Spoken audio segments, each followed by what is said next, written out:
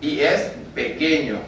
Ahora, si el apiñamiento pequeño tenemos arriba, la gente ya ve. No intenten ver mi apiñamiento porque no van a encontrar. Todo el mundo me está... Todo el mundo está buscando el apiñamiento del doctor. No, es pequeño, es pequeño. Bueno, entonces, ¿qué pasa? Y hoy en día, como le digo, todos queremos tener una oclusión normal. Entonces, ¿qué es lo que es normal hoy en día para nuestros pacientes? Hasta la propaganda, todo. O sea, todo lo que nosotros vemos en la tele, todo es porque tienen dientes lindos. No sé si ustedes conocen esa propaganda donde las chicas dicen que tienen un cuerpo normal, que ellas no son modelos. ¿Sí? ¿Están acá? ¿Pasan la propaganda? ¿Sí?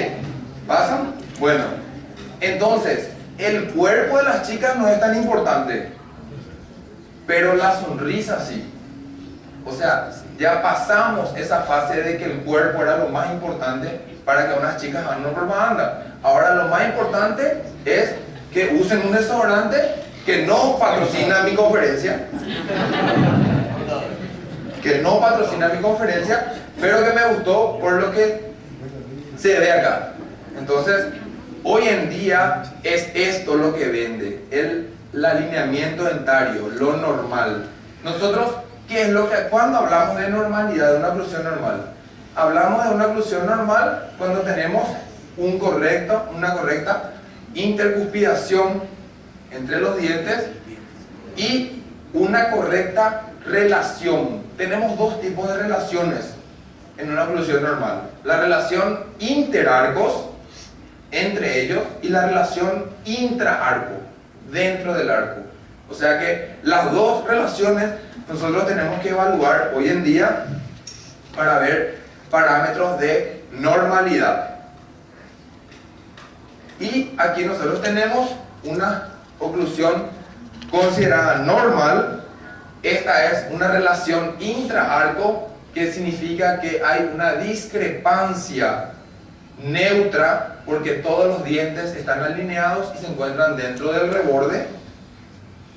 Ahí nosotros hacemos un análisis oclusal, y acá también, donde no hubo necesidad de extracción para que los dientes estén bien alineados. Bueno, cuando erupcionan los segundos molares, generalmente hay una acomodación de la oclusión y llegamos a lo que llamamos la madurez oclusal. La madurez oclusal se alcanza aproximadamente a los 12 años de edad. Y a los 18 viene el villano. Los cordales. Los terceros molares. Que todo el mundo le culpa todavía, que son los responsables del apiñamiento en los adultos. No es cierto. Es un mito. No existe una interrelación entre la erupción de los terceros molares y el apiñamiento anteroinferior que yo tengo. Entonces, quítense de la cabeza eso, porque no es cierto. Hay estudios, en el 98 se publicaron estudios científicos que comprobaban eso. Imagínense, ¿cuántos años hace? 15 años ya cumplió el artículo. Entonces, no es cierto que el tercer molar produzca los apiñamientos. Y yo, si quieren después, a los que se interesen, les puedo explicar el por qué no es cierto eso. Porque hicieron un estudio de pacientes tratados ortodoncicamente, pacientes no tratados ortodoncicamente, pacientes con terceros molares y pacientes sin terceros molares. ¿En cuáles pacientes se desarrolló el apiñamiento anteroinferior? En todos. O sea, ni el tratamiento de ortodoncia ni el tercer molar es el responsable de que se apiñen los dientes anteroinferiores.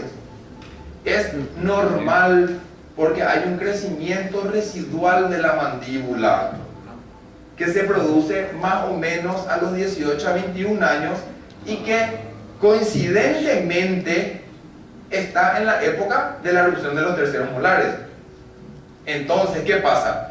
Tenemos un acople aquí, crece la mandíbula y los dientes, en un intento desesperado para no cruzar la mordida, se apiñan.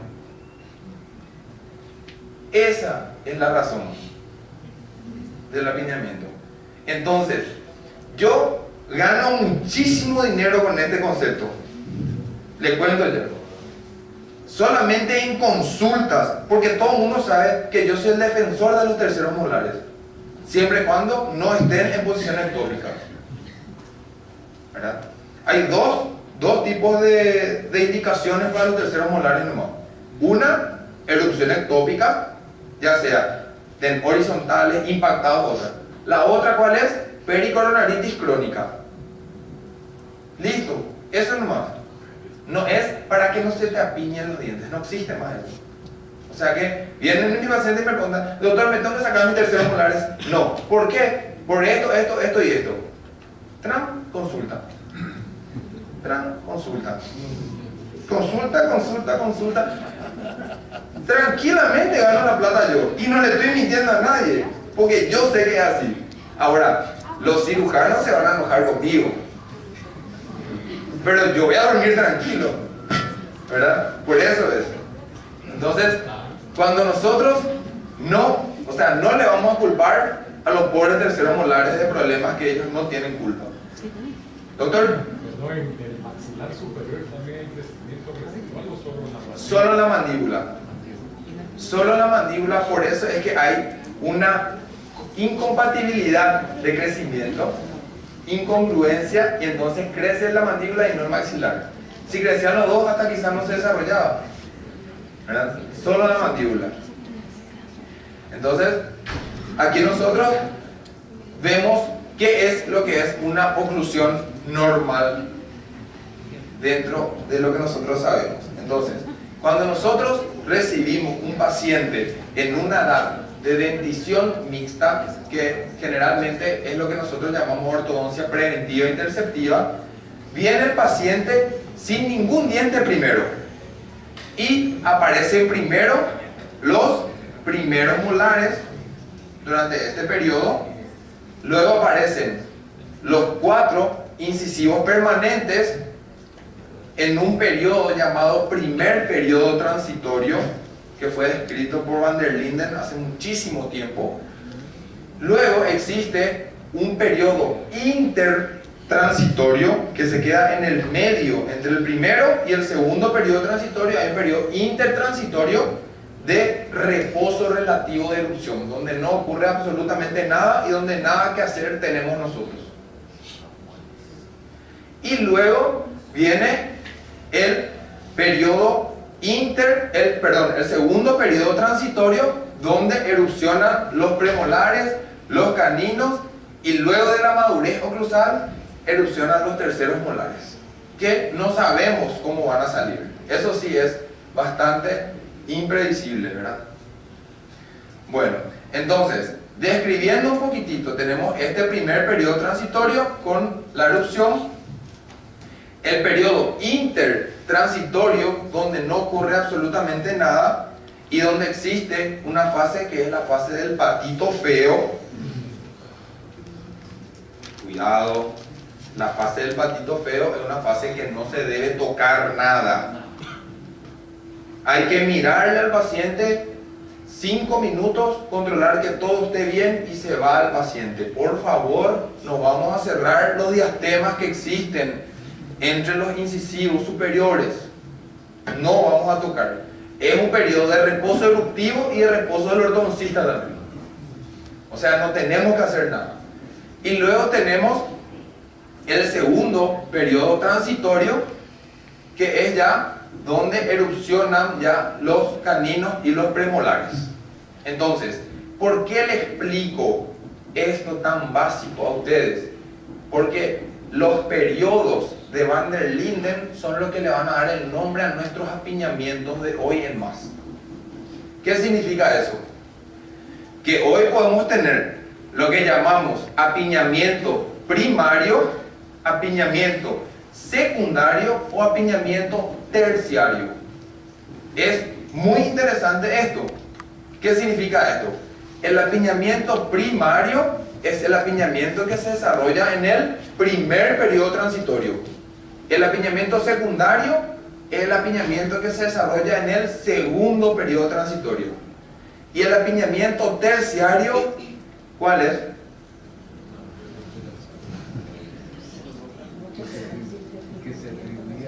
Ahí está. Ahora déjame otro. El que se atribuía a los cordales.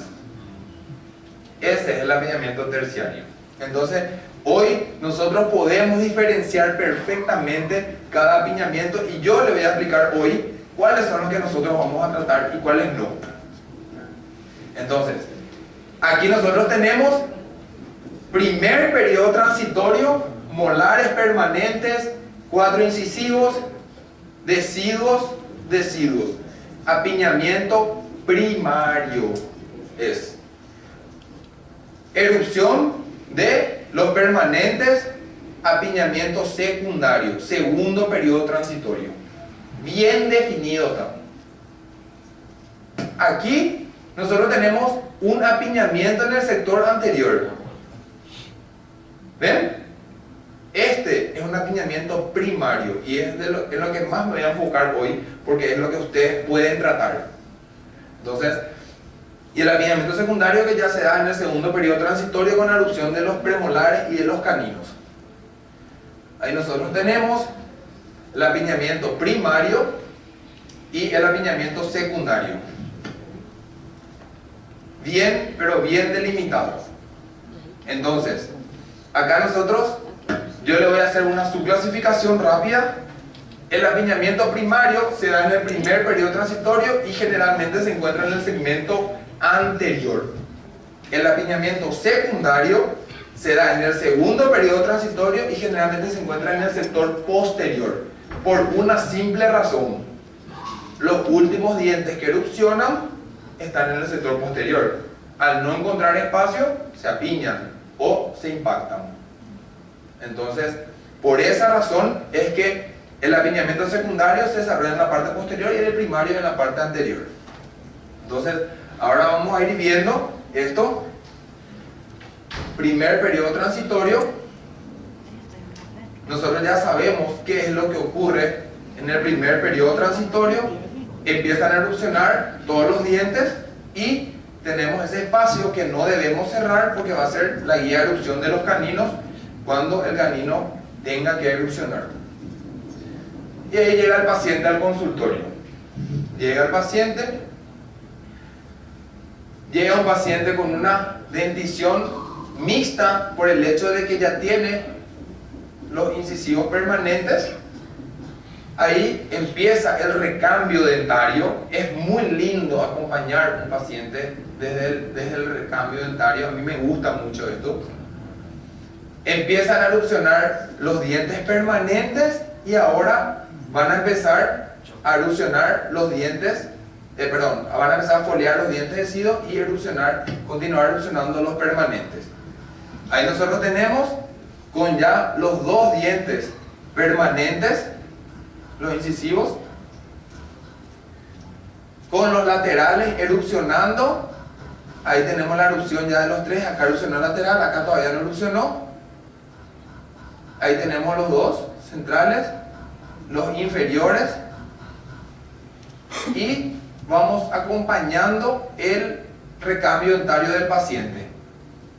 Y, ¿sí? ¿Existe algún estímulo de crecimiento en ese segmento anterior de los incisivos inferiores con el proceso de erupción? Porque digamos, yo lo he visto que a veces existe un apiñamiento y posteriormente se resuelve solo, por lo que a veces está uno en contra de extracción de caninos primarios. Claro, y no, eso todo voy a explicar durante la conferencia, lo que el doctor preguntó, muy interesante. Entonces, acá estamos con el recambio dentario del paciente y llega un momento donde empiezan a erupcionar ya todas las piezas dentarias, los laterales hacen aparición en boca y nosotros vamos viendo la evolución de este paciente. Ahí nosotros vemos los laterales y acá tenemos el primer periodo transitorio. existen a veces, o la mayoría de las veces mejor dicho, espacios que nos tranquilizan a nosotros en cierto sentido, porque nos indican que el crecimiento del reborde está siendo bueno, porque en un principio no había ningún espacio y de unos meses aparecen unos espacios con la misma cantidad de dientes del mismo tamaño. Entonces, por supuesto que nosotros vemos que está creciendo el reborde alveolar y eso nos tranquiliza.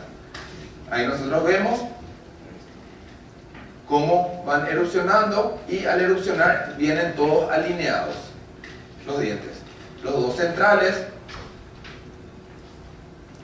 Y acá nosotros podemos saber si van a entrar o no los dientes.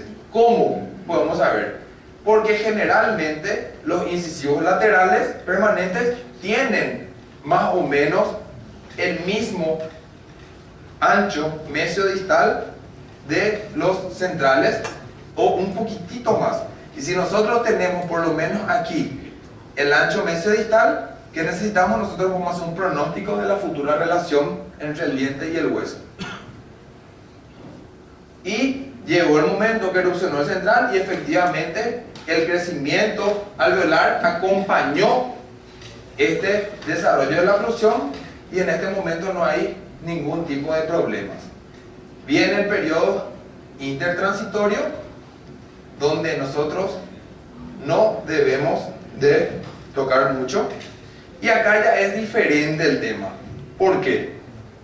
Porque al hacer el pronóstico de este paciente nosotros vemos que ya va a haber un problemita aquí. Eso es lo que el doctor me preguntó recién. ¿Qué hacemos? ¿Cómo nosotros estimulamos eso? Nosotros no podemos estimular el crecimiento mandibular ni el crecimiento del reborde. Lo que podemos hacer es diagnosticar bien de qué tipo de apiñamiento se trata para ver si tratamos o no al paciente. Entonces, llega el paciente y erupcionan los incisivos. Ahí nosotros tenemos. Y tenemos aquí una maloclusión de clase 1 con apiñamiento. Este apiñamiento de aquí, ¿es un apiñamiento primario o secundario? Es un apiñamiento primario porque estamos en el primer periodo transitorio. Entonces se desarrolló en el primer periodo transitorio y ahí nosotros perfectamente podemos diagnosticar como primario. Ahora, este apiñamiento primario que tenemos aquí tiene dos tipos de nomenclaturas y este es el mensaje de la conferencia. El apiñamiento primario puede ser de dos tipos. Puede ser primario temporario o primario definitivo. ¿Qué significa eso? Significa que el apiñamiento que se desarrolló en el primer periodo transitorio va a haber un apiñamiento que se va a autocorregir, como dijo el doctor, y va a haber un apiñamiento que va a ser primario también, pero que ya no se va a autocorregir y que necesita intervención del ortodoncista o del clínico en el caso que yo le voy a mostrar. Ahí nosotros tenemos un apiñamiento primario también, solamente que es un poco más acentuado, no es tan inocente como el anterior. Hay un trabajo hecho, ¿verdad?, del apiñamiento primario de la oclusión normal en Maurú. No voy a entrar mucho en detalles sobre eso porque el tiempo es bastante corto. Más bien, si es que alguien está interesado en esos trabajos, yo le puedo facilitar. Y dice que la prevalencia del apiñamiento en la dentición mixta es de 52,7%, o sea que es grande. Es más de la mitad de los niños entonces tienen apiñamiento en la dentición mixta. Por lo tanto, nosotros, profesionales, tenemos que estar capacitados para diagnosticar qué tipo de apiñamiento es y si debemos tratar o no. Entonces, ahí nosotros vemos el apiñamiento y debemos realizar un diagnóstico diferencial entre los dos tipos de apiñamientos que tenemos. Un apiñamiento temporario y definitivo. La pregunta es, ¿cómo yo sé cuál es temporario y cuál es definitivo? Porque, doctor, vos me está diciendo todo esto, pero no me decís cuál es cuál. Entonces, yo le voy a explicar ahora. Aquí tenemos un paciente, primer periodo transitorio, con una oclusión normal. Continuamos en el primer periodo transitorio, acompañando siempre la oclusión normal del paciente. Podemos saber bien si van a entrar, como yo le había dicho, pero no podemos tener una presibilidad total en el arco superior, solamente en el inferior. Entonces, acá es donde la naturaleza de repente nos juega un papel en contra. Acá nosotros vemos perfectamente cuando empiezan a exfoliar los dientes, acompañando el paciente, la erupción de los permanentes, y acá yo ya veo que este ancho no es el ancho que yo tengo. Entonces, automáticamente yo ya sé que se está a punto de desarrollar un apiñamiento primario, pero todavía no sé si va a ser un apiñamiento primario, temporario o definitivo. ¿Cuándo yo voy a saber eso? Ahora. El apiñamiento temporario es igual o menor a 3 milímetros, no más. Es cuando estos incisivos están con irregularidades de posicionamiento, pero sin embargo continúan dentro de la línea del reborde alveolar. Este apiñamiento se autocorrige. O sea que no se preocupen por este apiñamiento. Este apiñamiento es el que le trae a las madres al consultorio. Y cuando uno le dice que el apiñamiento se va a corregir solo, la madre piensa que yo no le quiero atender a su hijo. Y sin embargo, es lo contrario. Yo quiero ganar la confianza de ella por yo ser una persona sincera. Y efectivamente pasa eso. Se autocorrige el apiñamiento y los 3 hermanos que vienen después, casualmente el apiñamiento es definitivo. Entonces le trato a los 3 hermanos por haber ganado la confianza de la mamá.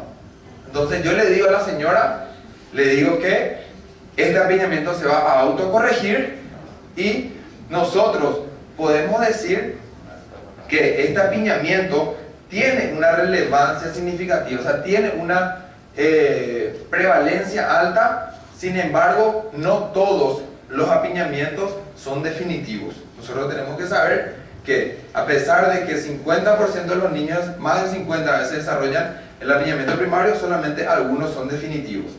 Y de 2 a 3 milímetros se corrigen espontáneamente y no merecen intervención profesional. Como le dije, esto tiene su lado malo y su lado bueno. El lado malo es que no le vamos a tratar al paciente ortodónticamente. El lado bueno es que le podemos explicar bien y la madre entiende. Ahí nosotros tenemos el paciente con un apiñamiento de 2 milímetros. Ahí está el paciente. Apiñamiento primario temporario. Entonces, si el doctor Aldo vino una vez y dijo que se autocorrige, voy a esperar a ver qué pasa. Entonces, comenzamos a controlar la evolución del caso y se empiezan a autocorregir. ¿A expensas de qué? Tendría que ver ahí que conscientemente el ser humano traga saliva cada 2.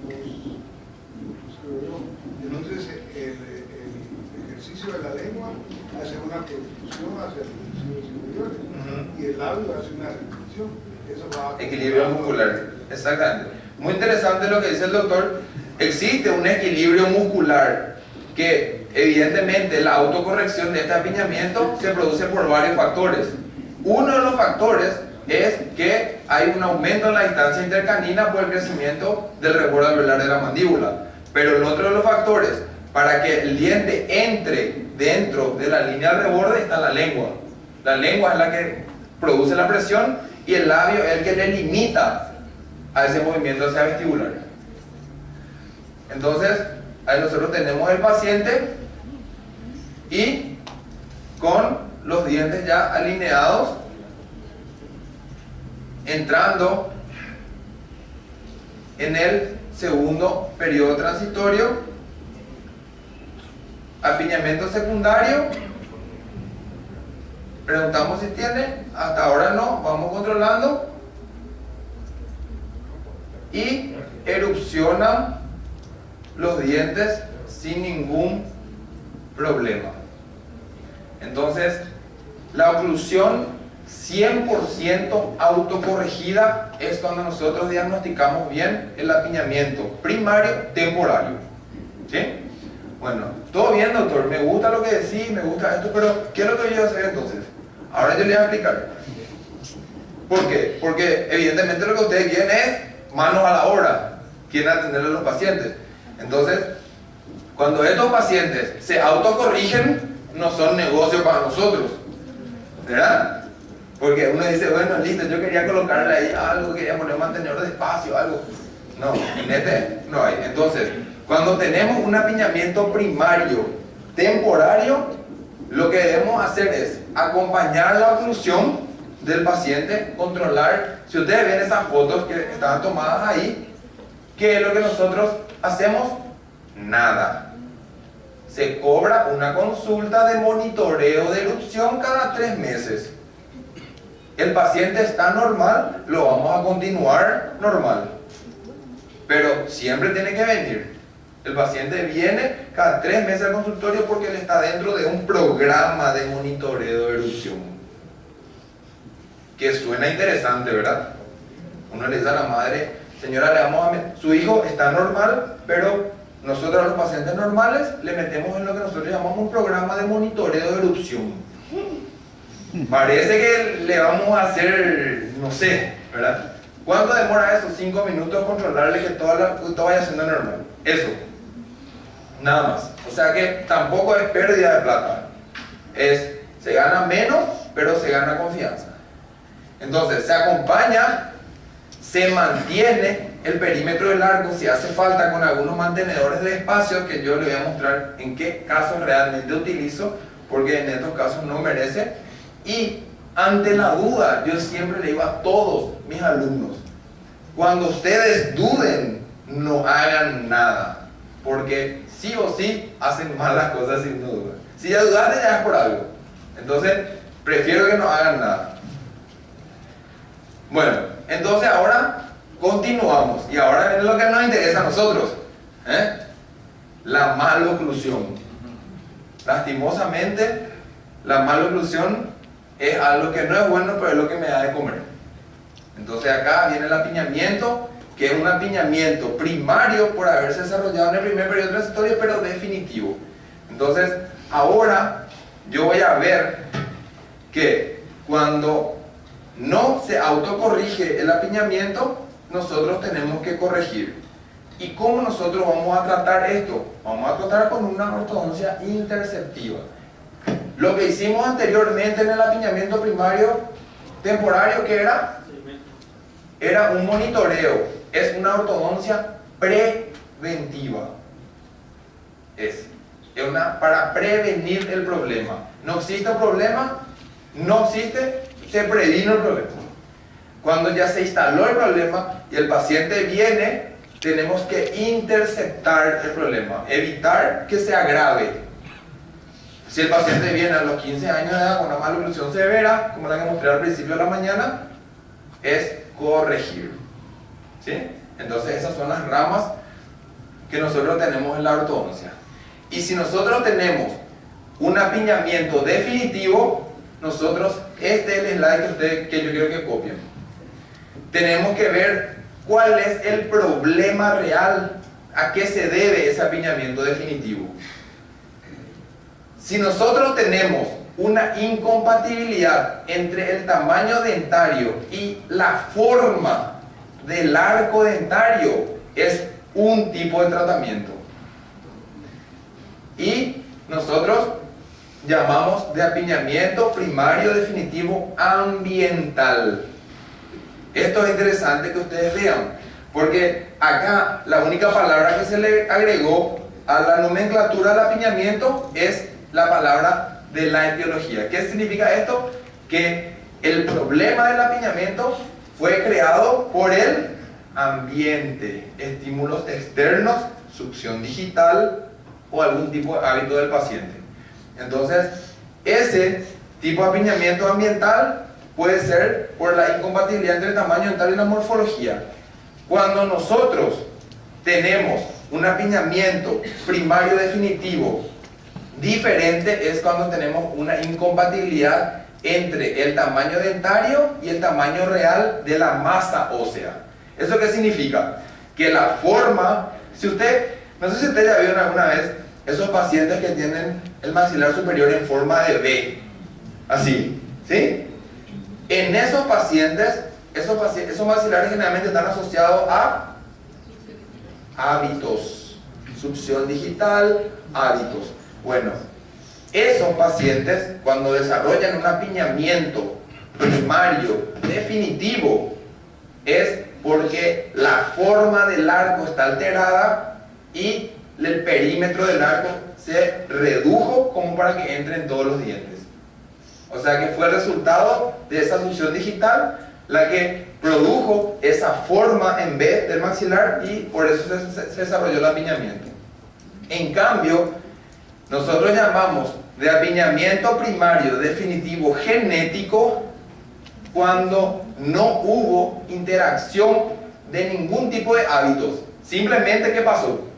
Simplemente la forma de los arcos es compatible, el superior con el inferior, y no tienen forma de B, no tienen ninguna forma extraña. Simplemente el maxilar es chico para la cantidad de dientes que nosotros tenemos. Así es. O sea que la diferencia es lo que nosotros tenemos que saber. ¿Por qué? Porque depende de la etiología, nosotros vamos a tener dos tipos de tratamientos. Y bastante determinantes son. Tenemos un abordaje expansionista. ¿Por qué? Porque en este caso el problema es la morfología de los arcos. Y un abordaje extraccionista porque en este caso el problema es entre el tamaño dentario y el tamaño real del reborde alveolar. Por eso es diferente. No sé si entienden todo esto, ¿hay dudas? ¿Entienden? Sí. Bueno, entonces ahí nosotros tenemos nuestro esquema. Viene el paciente, yo diagnostico apiñamiento primario temporario o definitivo. Si es temporario, no es negocio para mí porque se autocorrige. Si es definitivo, yo veo cuál es la causa.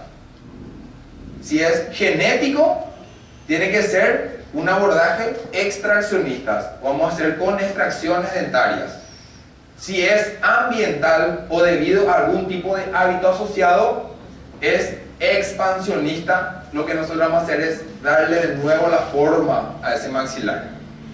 Entonces, por eso que es bueno este cuadrito.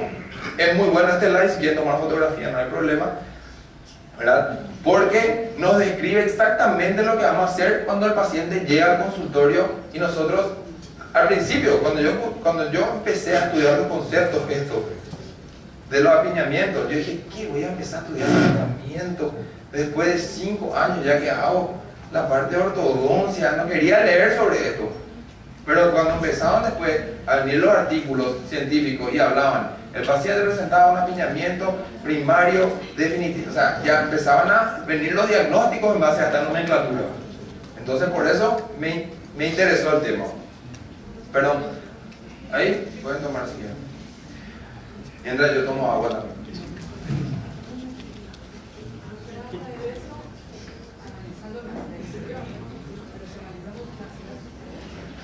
No. Los dos maxilares vamos a ensayar, ya enseguida le vamos a mostrar cómo vamos a ver. Bueno, entonces son dos caminos que vamos a llegar a un punto del camino donde tenemos este cartel y nosotros somos los responsables por el lugar donde vamos.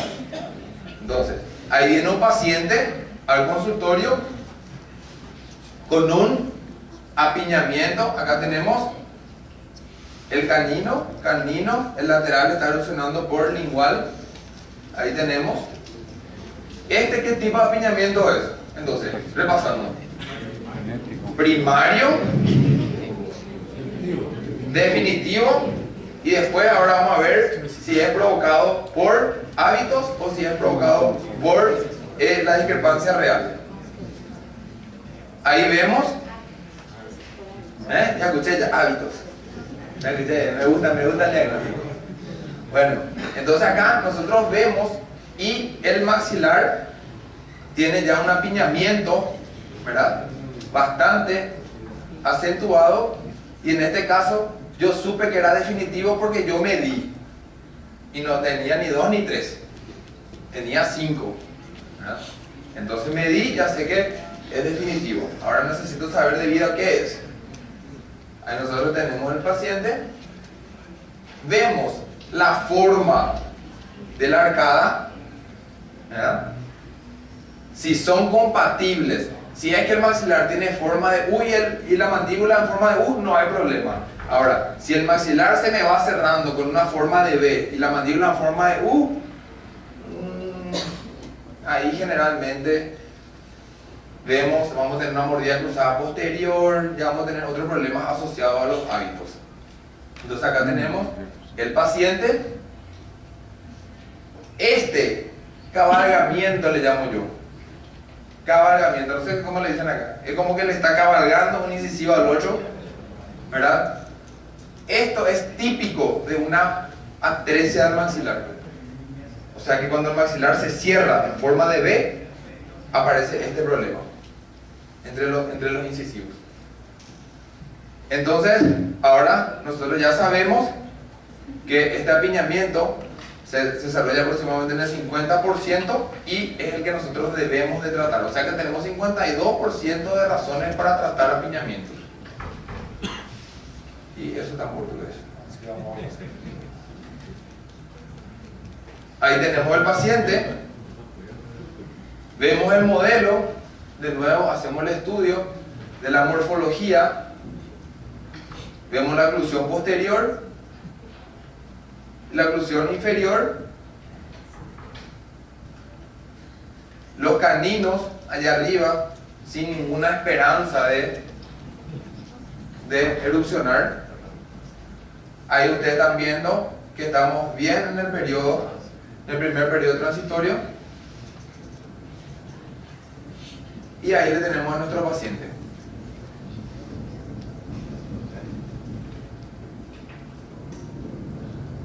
Entonces acá lo que nosotros vamos a hacer es corregir este apiñamiento. Ya, si nosotros diagnosticamos que es el apiñamiento por hábitos, nosotros sabemos que es un apiñamiento primario, definitivo, ambiental. Y en ese caso nos vamos directamente a lo que nosotros llamamos un abordaje expansionista para corregir la morfología del arco. Nosotros instalamos un expansor fijo de Haas, aquí, dento mucosoportado, apoyado en los molares deciduos y en los caninos deciduos también. Tranquilamente abre la sutura, no hay ningún tipo de resistencia en este tipo de pacientes porque son pacientes muy jóvenes. Y en el inferior me dijo el doctor, ¿cómo hago yo para incentivar un crecimiento o para expandir en el maxilar inferior? Y existen aparatos que nosotros podemos usar para expandir. ¿Y qué es lo que hacemos? Coloco una banda en el molar temporario, segundo molar deciduo, con una prolongación al molar permanente. ¿Por qué? Porque el molar permanente todavía no erupcionó todo y las raíces todavía están en rizogénesis, donde no podemos realizar mucha fuerza. Entonces nos apoyamos en este. Colocamos un lip bumper o una placa labioactiva, se llama. Esta placa labioactiva entra en los tubos de las bandas de los molares deciduos, y si nosotros activamos eso, abrimos los brazos de esa placa, el paciente hace un pequeño esfuerzo para cerrar y colocar adentro y la resultante fuerza es una fuerza de expansión del arco inferior, que no va a tener nada que ver con una disyunción sutural, va a ser solamente inclinación dentaria. Doctor, Sí. una preguntita. Como usted dijo que era una malnutrición de origen ambiental por hábito, ¿qué hacemos con el hábito? ¿Se corrige únicamente con la placa de expansión? No. Sí, yo le voy a contar. Cuando nosotros tenemos un hábito, ¿ustedes saben por qué el niño succiona el dedo? ¿Saben? Vamos a charlar ahora. Tiene muchos aspectos psicológicos, ¿verdad? Tiene muchos principios psicológicos. Tanto así que lo que él quiere, el niño, es que el dedo sienta las rugas palatinas, ¿verdad? Ese es el placer. El placer está dado por el contacto entre el dedo y las arrugas palatinas, que desde el momento en que el paciente no puede más colocar el dedo en contacto en las arrugas palatinas, ya no le es placentero y entonces deja de chupar el dedo. Por algo, no sé si ustedes están acostumbrados a colocar esas rejillas, parrillas, o no sé cómo le llaman aquí, ¿verdad? Parrillas. La función de eso es que el dedo no toque la parte de las arrugas palatinas, y ahí es donde abandona el hábito. Entonces, en este caso, nuestro aparato de expansión nos está sirviendo con de dos objetivos, ¿verdad? Uno, expandir, corregir la morfología del maxilar, y segundo objetivo, impedir que el dedo toque. Entonces abandona el hábito, así como me preguntó el doctor. Ahí nosotros tenemos ponemos para, una vez que nosotros tenemos el espacio ya entre los dientes aquí, acá se ven los espacios, coloco 4 brackets para alinear, pero hay un detalle muy importante en la colocación de estos 4 brackets. Hay que contrangular los brackets de los laterales, como que para que la raíz siempre se quede convergente y no exista obstáculo mecánico para el canino que viene erupcionando. O sea, así como yo le mostré en la paciente esa, que yo puedo manipular las raíces mediante la angulación de los aparatos, aquí es la misma cosa. Yo le pongo los brackets de los centrales normales y los de los laterales le contrangulo para que la raíz se mantenga siempre hacia mesial. Si tuviera un pizarrón, espectacularidad. Yo le explico. Aquí, la raíz en esta fase, la raíz todas las raíces están convergentes. Por la panorámica se puede ver perfectamente eso, ¿sí? Si esa raíz está convergente, la raíz de lateral es la que le sirve de guía para el canino, para que el canino venga apoyándose y luego erupcione en este lugar. Si esa raíz se va hacia mesial, va a generar una interferencia y le va a absorber o se va a caer impactado el canino. Entonces, con el objetivo de mantener esa raíz hacia mesial, yo este bracket, en vez de colocarle bien recto, así como está colocado este, le coloco inclinado, así. Entonces, cuando mi alambre venga y pase y el arco esté inclinado, lo máximo que puede pasar es que le lleve a mi raíz un poco más hacia mesial de lo que en realidad está. Que como pone el bracket es en contra de lo que sea. Claro, por eso es contraangulado, ¿verdad? Entonces, si el bracket tenía que estar así de recto, yo le coloqué un poco más contraangulado para que cuando el alambre pase por aquí, la raíz se mantenga siempre hacia mesial. Otra pregunta, ¿por qué uno utiliza el alambre entorchado? ¿Por qué utiliza otro tipo de alambre? No, esto es porque ya se hizo la secuencia, ya se puso un níquel titanio y es un arco de acero que sirve para estabilizar. Nada más, no tiene ninguna relevancia. El bumper, la fuerza es de stab o es bucal. La fuerza es distal porque es el labio el que genera la fuerza. Existe una separación entre este escudo y los dientes. ¿Verdad? ¿Para qué? Para que el labio venga, apoye aquí y genere una fuerza hacia distal en los dientes. Que en este caso no es el objetivo del tratamiento, distalizar el diente, ni tampoco va a distalizar. Pero el objetivo, ¿cuál es? Expandir.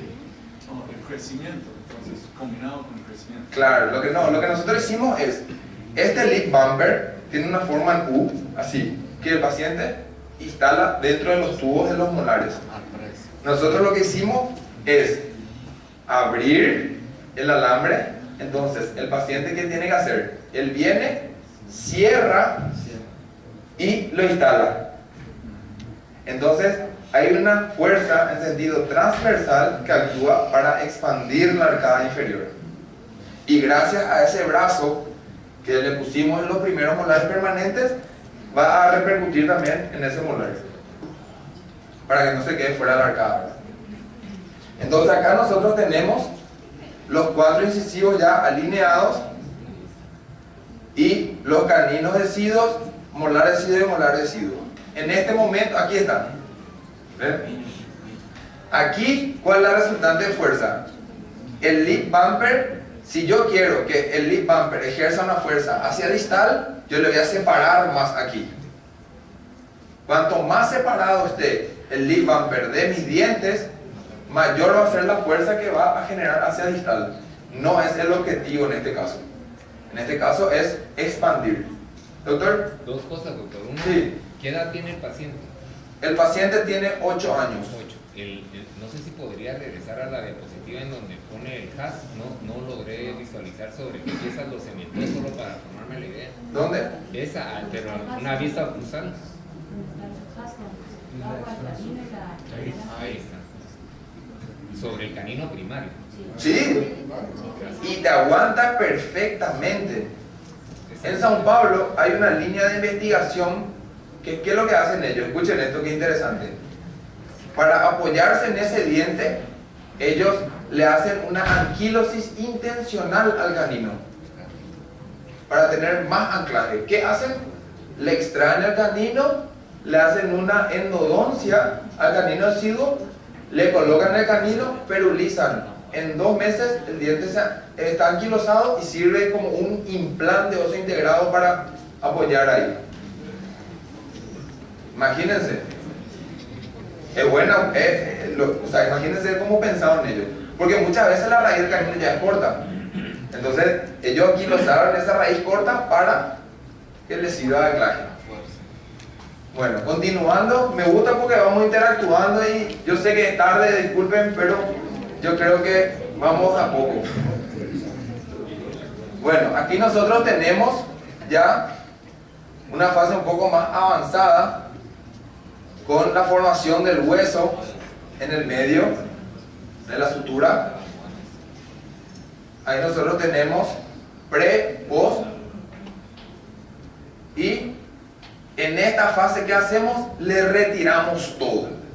¿Por qué? Porque hasta acá llegó la primera fase del tratamiento. ¿Qué hicimos? Lo que teníamos que hacer. ¿Qué teníamos que hacer? Arreglar la morfología de los arcos etarios. Nada más. Nunca yo voy a continuar con los 4 brackets aquí hasta que erupcionen todos los otros dientes permanentes y después ponerle otra todos los brackets a los dientes permanentes, porque son en esos casos que los pacientes llegan y nos dicen: tuve 10 años de aparatos, tuve 14 años de frenillos. Frenillos le dicen acá, ¿cómo le dicen? Tuve 10 años, 14 años de frenos. Cuando un paciente me llega a consultorio así para retratamiento encima, yo ya sé automáticamente qué es lo que pasó. Juntaron las fases, juntó la primera fase con la segunda fase. Entonces, acá yo le suelto al paciente, ¿qué hice yo? Esto. Eso hice. Le di la forma al arco. A la vez que puso la forma del arco, también hizo una integración del superior con el inferior. Por supuesto, porque la mordida, cuando no hay una compatibilidad entre el arco superior y el arco inferior, evidentemente hay una mordida borde a borde en los sectores laterales. Entonces yo expandí más el superior que el inferior para que exista esa oclusión. Y el resultado está acá. Entonces, tranquilamente, ahí nosotros tenemos el paciente, perdón, miren esto. Miren acá el apiñamiento y acá como ya se corrigió solamente expandiendo un poco el arco. Miren aquí. Y si estuviéramos en la otra fase, yo paciente así, pero no estaba en esta fase introspectiva, y ya tenía su tiempo permanente, así que continuaba con el hábito. Entonces, teníamos el hábito superior en B y abajo teníamos el Abajo apiñamiento. Ahí depende de la discrepancia, depende de los milímetros de espacio que falte. Porque hay problemas que tengo que expandir y extraer, como el de esta mañana, el primer caso de la niña esa, de tan grave que era la discrepancia. Entonces, en estos casos, es solamente para expandir. Bueno, aquí vemos, y ahora nosotros ya sabemos esto, más que nada, y si nosotros tenemos un apiñamiento primario, definitivo, genético, entonces ahí nosotros partimos para el programa de las extracciones seriadas. ¿Sí? Este programa de las extracciones seriadas es, digamos, el abordaje extraccionista del caso que vamos a hacer en caso de que notemos que la morfología de los arcos es buena, sin embargo, no hay compatibilidad entre tamaño óseo y tamaño dentario. ¿Sí? Y el objetivo principal es conciliar esa discrepancia que yo le había mencionado recientemente.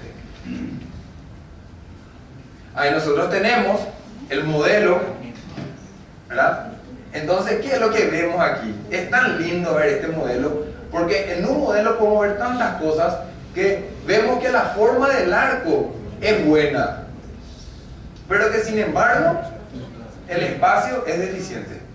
Entonces, este paciente, si yo radiográficamente lo evalúo, apenas va a tener espacio para la erupción de los laterales cuando yo pueda extraer los caninos. Entonces, es muy